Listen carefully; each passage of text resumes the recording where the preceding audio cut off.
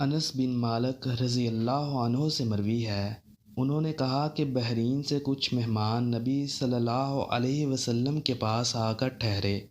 نبی صلی اللہ علیہ وسلم نے وضو کا پانی منگوایا اور وضو کیا، تو وہ جلدی سے آپ صلی اللہ علیہ وسلم کے وضو کے پانی کی طرف دوڑے، جو ملا اسے پی لیا اور جو زمین پر گر گیا اسے اپنے چہروں، سینوں اور سروں پر لگا لیا۔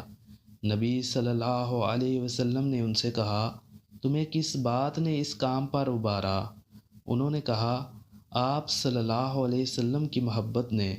شاید اللہ تعالی ہم سے محبت کرنے لگے۔ اے اللہ کے رسول صلی اللہ علیہ وسلم۔ رسول اللہ صلی اللہ علیہ وسلم نے فرمایا، اگر تمہیں یہ بات پسند ہے کہ اللہ اور اس کا رسول تم سے محبت کریں تو پھر 3 عادات کی حفاظت کرو: سچی بات کہنا، امانت ادا کرنا اور بہترین پڑوسی بننا، کیونکہ پڑوسی کو تکلیف دینا نیکیوں کو اس طرح مٹا دیتا ہے جس طرح سورج برف کو پگھلا دیتا ہے۔